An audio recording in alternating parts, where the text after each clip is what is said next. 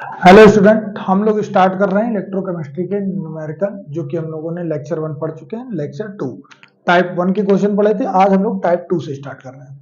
आपको क्वेश्चन दिख रहा होगा, कॉपर सल्फेट का सॉल्यूशन है जिसमें 2 एम्पियर की करंट को पास किया जा रहा है, कितने 450 सेकेंड तक। तो पूछा गया है कैथोड पर जो भी कलेक्टेड कॉपर होगा, निक्षेपित कॉपर, उसका मास क्या होगा, द्रव्यमान। तो सबसे पहले दिया क्या है, आई 2 एम्पियर, टाइम दिया गया है कितना 450 सेकेंड। और पूछा जैसे कॉपर सल्फेट का सॉल्यूशन है, तो कॉपर सल्फेट के सॉल्यूशन का मतलब ये ब्रेक होगा Cu पर 2 प्लस और सल्फेट पर क्या होता है माइनस। हमसे बात कर रहे हैं कॉपर के कलेक्ट होने की जो कैथोड पर हो रहा है। तो एट कैथोड कौन सी रिएक्शन होगी, जो Cu2 प्लस आयन है वो 2 इलेक्ट्रॉन को एक्सेप्ट करके कलेक्ट हो जा रहा होगा कॉपर के फॉर्म में। इससे हम लोग E निकाल लेंगे, इक्विवेलेंट मास, तुल्यांक की बात। वैलेंसी फैक्टर वाला टॉपिक पीछे पढ़ाया गया लेक्चर 7 में, उसको आप देख लेंगे अगर कोई डाउट होगा तो। फॉर्मूला होता है मोलर मास अपॉन में वैलेंसी फैक्टर। और मैंने कहा इक्विवेलेंट मास कैसे निकालते हैं वैलेंसी फैक्टर के लिए, मैंने एक लेक्चर 7 की सीरीज बनाई हुई है, देख लेंगे आप उस सीरीज में, तो आपको वैलेंसी फैक्टर की प्रॉब्लम दूर हो जाएगी। यहाँ 2 इलेक्ट्रॉन पार्टिसिपेट कर रहे हैं, कॉपर का मास होता है 63.6, तो आ गया 31.8। ई कैसे निकाला मैंने, आप समझ गए होंगे। पूछा गया आपसे द्रव्यमान, मतलब डब्ल्यू यहां मास है। तो कॉपर का मास कितना हो गया, कॉपर का द्रव्यमान जो कॉपर कलेक्ट हुआ, फॉर्मूला आपको दिख रहा होगा। जनरली जो दूसरा वाला है इसके ही हम लोग ज्यादातर क्वेश्चन लगाएंगे, इसी के क्वेश्चन पूछे जाते हैं। W इक्वल फॉर्मूला होता है E अपॉन में 96,500 I इंटू टी। W आपको निकालना है, E की वैल्यू आपने फाइंड कर ली है 31.8, I की वैल्यू आपको दिख रही है 2, T की वैल्यू आपको दिख रही है 450 और 96,500 फैराडे कांस्टेंट होता है। ये पॉइंट आया, आपने एक जीरो बढ़ा लिया, ये जीरो से जीरो कैंसिल हो जाएगा। अब इसको हम लोग कर सकते हैं 318, 45 कैसे मल्टीप्लाई हो गया 90, तो 96,500। ये एक जीरो से एक जीरो और कैंसिल हो गया, आपको दिख रहा होगा। 2 से ये कैंसिल हो जाएगा, कितना हो जाएगा 159, और 2 से ये कैंसिल होगा तो ये आएगा 4, और ये कितना हो गया 16,825। अब देखिए किसी नंबर से कुछ कैंसिल होता दिख रहा है आपको, अगर नहीं दिख रहा है तो कोई दिक्कत नहीं है। फिलहाल इसको 9 से एक बार चेक कर लेते हैं, और 9 से डिवाइड चला जाएगा शायद, 9 पन्ना 45, 3 32, 9 त्रिक 27, 5 55 नहीं जाएगा, तो इसको ऐसे ही रखेंगे हम लोग। 9 का मल्टीप्लाई कर लेंगे, 9 का इसमें करेंगे 9 9 81, 8, 9 का 5 मल्टीप्लाई करेंगे 45, और 8 कितना हो गया 53, 3, 5, 9 कम 9 और 5 14, और बटे में समथिंग में जब आप डिवाइड करेंगे तो 0.3 ग्राम की समथिंग आ जाएगा। कैलकुलेशन आप कर लेंगे, मैं कैलकुलेशन में ज़्यादा टाइम वेस्ट नहीं कर रहा हूँ। आपको मेरी बात समझनी है कि मैंने क्या किया, जो भी वैल्यू गिवन थी वो पता की, जो निकालना था वो पता किया। इसमें हमें ये वाले फॉर्मूले में सब कुछ पता था, केवल ई की वैल्यू नहीं पता थी। ई की वैल्यू हमें बताया गया है कि कॉपर कैथोड पर कलेक्ट हो रही है, ई की वैल्यू उससे निकाल दी molar mass upon valency factor से। ई जब निकला है फॉर्मूले में पुट किया, बाकी काम कैलकुलेशन का है। तो आप समझ गए होंगे टाइप 2 में किस तरह के क्वेश्चन आ रहे हैं। एक बार आप देखिएगा, इस तरह क्वेश्चन लगाइएगा, कोई डाउट हो तो मुझसे। हम लोग टाइप 3 के क्वेश्चन देखते हैं, बहुत ज्यादा इंपॉर्टेंट है लॉन्ग के लिए, नर्स इक्वेशन के।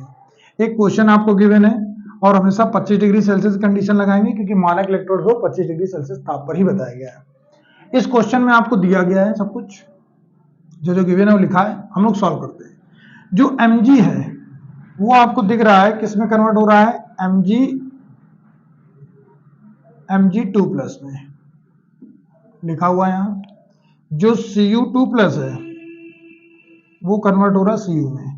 ये कैसे कन्वर्ट किया होगा, 2 इलेक्ट्रॉन त्याग करके, ये 2 इलेक्ट्रॉन को एक्सेप्ट करके। ये लिखा हुआ है सॉलिड है, ये लिखा हुआ है सॉलिड है, बाकी प्लस माइनस वाले एक्वस फॉर्म होते हैं। दोनों में इलेक्ट्रॉन सेम है तो कुछ मल्टीप्लाई करने की जरूरत है, सीधे जोड़ देंगे। इसको इक्वेशन फर्स्ट कह दिया, इसको इक्वेशन सेकंड कह दिया। जैसे ही आप फर्स्ट और सेकंड को ऐड करेंगे तो ऐड करने पे इलेक्ट्रॉन से इलेक्ट्रॉन कैंसिल हो जाएंगे। एक इक्वेशन आएगी Mg plus Cu2 plus gives Mg2 plus Cu। ये सॉलिड फॉर्म में है और बाकी आपको प्लस वाले दिख ही रहे होंगे। इससे आप क्यू निकालेंगे, जिसको आप क्रिया का भागफल कहते हैं, क्यूटेंट ऑफ रिएक्शन। राइट साइड वाला active mass of Mg2 plus into active mass of Cu upon left side वाला अपॉन में लिखते हैं active mass of Mg into active mass of. अगर कोई वैल्यू दी जाए ठीक है, वरना सॉलिड वाले की मोलर कंसंट्रेशन मतलब एक्टिव मास की वैल्यू हमेशा 1 होती है। तो इन दोनों की वैल्यू तो 1 हो गई। Mg2 प्लस की वैल्यू गिवन की है, देखिए आप 0.1 अपॉन Cu2 प्लस की वैल्यू भी गिवन की है, वो 0.1 ही लिखा है, कैंसिल हो गया, क्यों कितना आ गया 1। अब आपने क्या किया, नर्स समीकरण लगाया, तो लिखेंगे आप नर्स समीकरण से फॉर्मूला क्या होता है 25 डिग्री सेल्सियस पर E equal E0 minus 0.059 upon में n log Q बेस 10। आपको पता है EMF ज्ञात करने का मतलब E निकालने को कहा है। E0 की वैल्यू कैसे निकालेंगे, आपको दे रखा है यहां पर E0 का फॉर्मूला होता है क्या, E0 cathode minus E0 anode. Cathode की वैल्यू, अब जो दोनों में सेल में ऊपर होगा, इलेक्ट्रोकेमिकल सीरीज आपने पढ़ी होगी, विद्युत रासायनिक श्रेणी, ऊपर वाला हमेशा एनोड, नीचे वाला हमेशा कैथोड। कैथोड माइनस एनोड करेंगे, कैथोड की वैल्यू आपको दे रखी है कितनी 0.34 माइनस एनोड की वैल्यू दे रखी है माइनस का 2.37, माइनस माइनस प्लस हो जाएगा, आप ऐड कर देंगे कितना आ जाएगा 2.71 वोल्ट में। तो आपने सेल के लिए E0 निकाल लिया कैथोड माइनस एनोड से। अब ये सेल का ही होता है, तो E0 आपको दिख रहा है कितना आ गया 2.71, बाकी 0.059 लिखा है फॉर्मूले में। N की वैल्यू रिएक्शन में देखेंगे, जो बैलेंस रिएक्शन है, चाहे Mg को देख लें आप चाहे Cu को देख लें, कितने इलेक्ट्रॉन, ऑक्सीडेशन नंबर चेंज दिख रहा है 2 का, तो N की जगह 2 हो गया।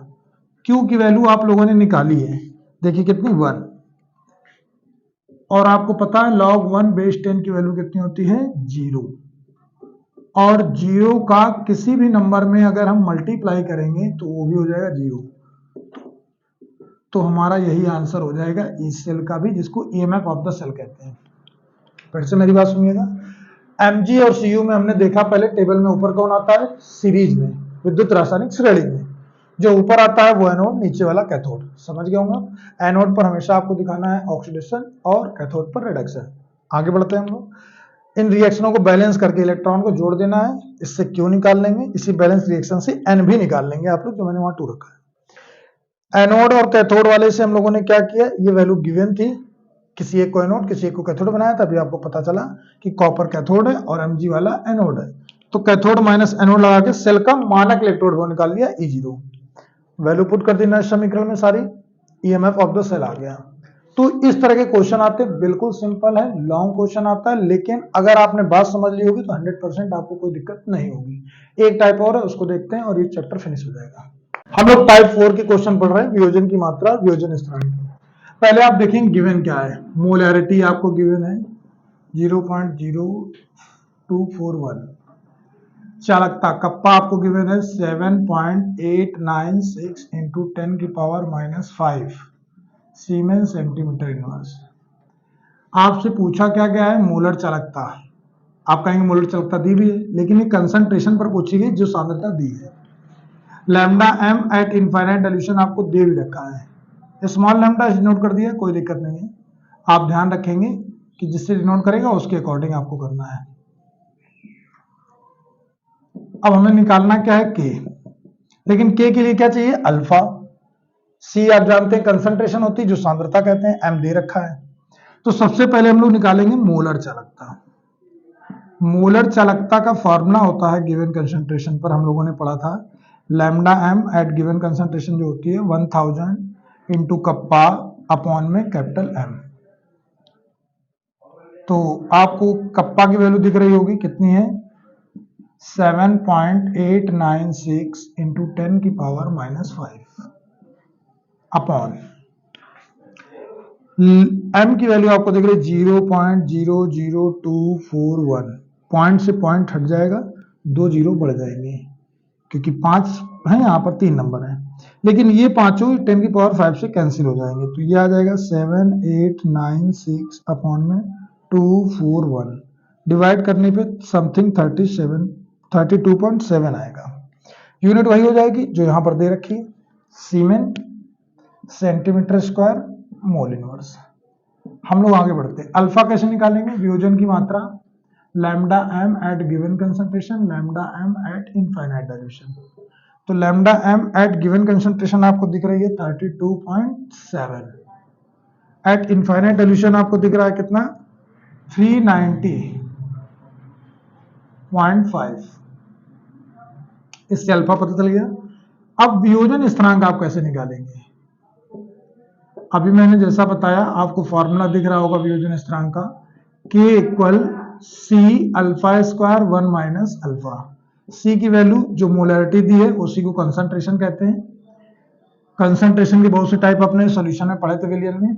अल्फा की वैल्यू दे रखा है 32.7 अपॉन में 390.5। इसका स्क्वायर करेंगे अपॉन में 1 माइनस अल्फा। अल्फा की वैल्यू दिख रही है आपको। केवल आपको कैलकुलेशन करनी है, थोड़ी सी कैलकुलेटिव ज्यादा है, लेकिन क्वेश्चन का टाइप है वो भी हमें आना चाहिए। तो आप समझ गए होंगे कि क्या किया हमने। आपको इनफाइनाइट पर दिया गया था, गिवन कंसंट्रेशन दी गई सांद्रता पर निकालना था हमें फॉर्मूले से। अल्फा तभी लगा पाएंगे, फॉर्मूला होता है गिवन कंसंट्रेशन पर मोलर चाहता है और अनंत पर। और फिर हम लोग वियोजन स्थिरांक का फॉर्मूला लगा पाएंगे C alpha square upon 1 minus alpha. एक बार आप फिर भी देखेंगे, कोई डाउट होगा तो मुझसे क्लियर करेंगे। इसी के साथ इसके न्यूमेरिकल के टाइम फिनिश हो गए। Thank you.